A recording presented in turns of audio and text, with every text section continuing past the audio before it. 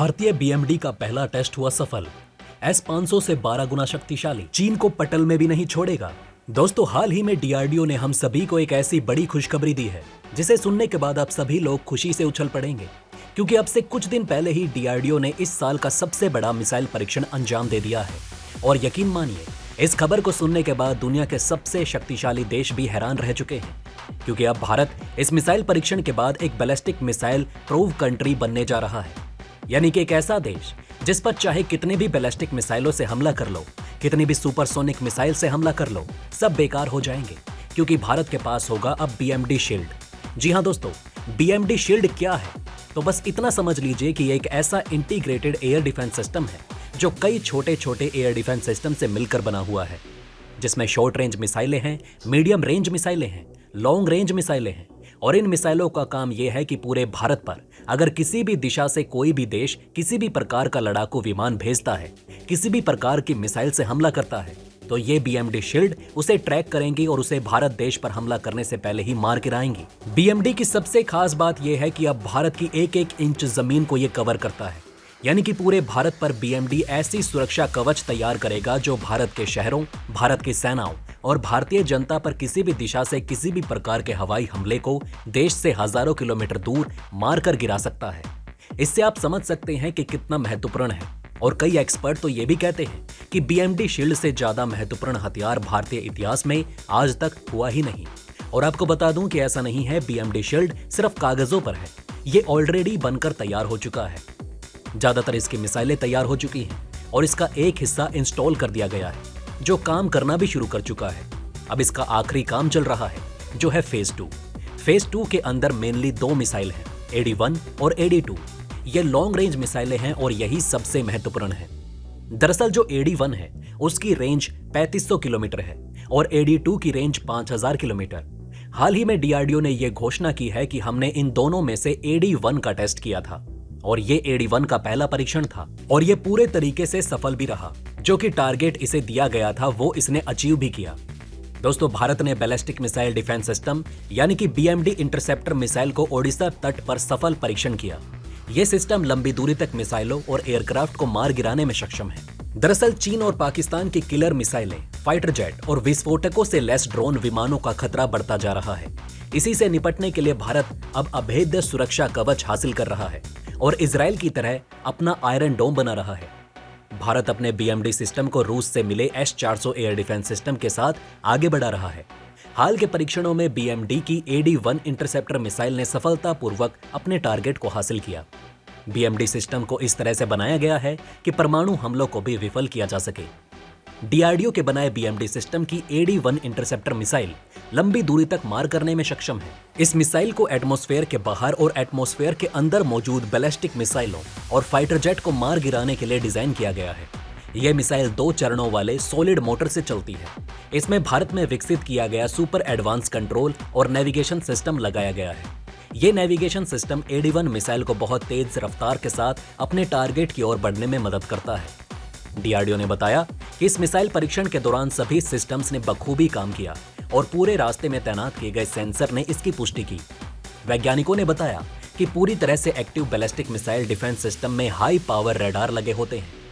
DRDO के वैज्ञानिकों ने बताया कि इस सिस्टम की मदद से एक बड़े इलाके को दुश्मन की मिसाइल या दूसरे हवाई हमले से बचाया जा सकता है।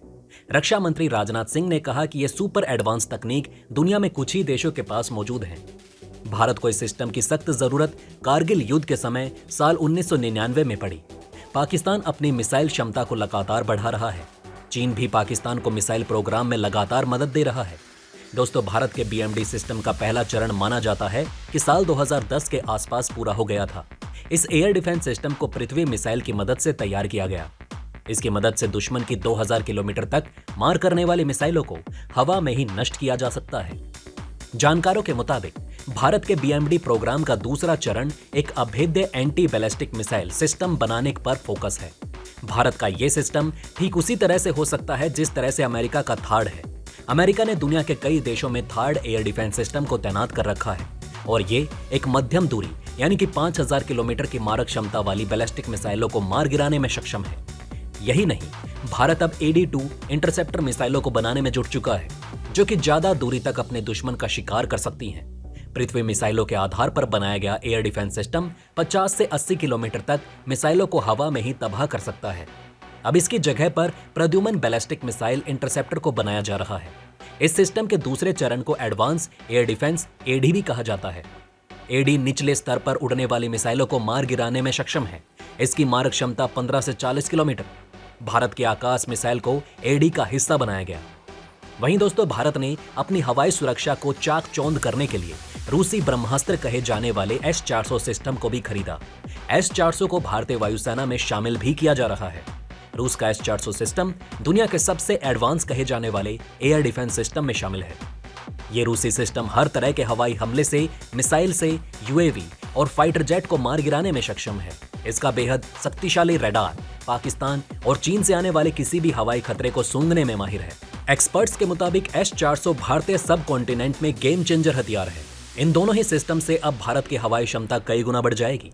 डीआरडीओ के मुताबिक भारतीय बीएमडी सिस्टम के दुश्मन को मार गिराने की संभावना 99.8% है। भारत ने इसमें आने वाले भारी खर्च और पाकिस्तान के जवाबी कदम उठाने और परमाणु मिसाइलों की संख्या बढ़ाने के खतरे को देखते हुए अभी तक इस सिस्टम को पूरी तरह से ऑपरेशनल नहीं किया। दुनिया में अमेरिका, रूस, चीन और इजराइल के पास अपना खुद का बीएमडी है।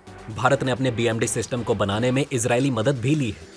वहीं AD-1 तो एक डिफेंसिव मिसाइल है, यानी कि देश और देश की जनता की सुरक्षा के लिए बनाई गई मिसाइल। इसमें तो डीआरडीओ और एहतियात बरतेगी और लिटरली इसके टेस्ट कर करके जूस निकाल दिया जाएगा जब तक डीआरडीओ को पूर्ण संतुष्टि ना हो जाए। और ये बात सही भी है, क्योंकि ये सुरक्षा से जुड़ा मामला है। एक छोटी सी चूक भी हजारों लोगों की जान पर बना सकती है। इसलिए डीआरडीओ इस पर अच्छे से टेस्ट करेगी और तब जाकर इसे सेना में शामिल किया जाएगा।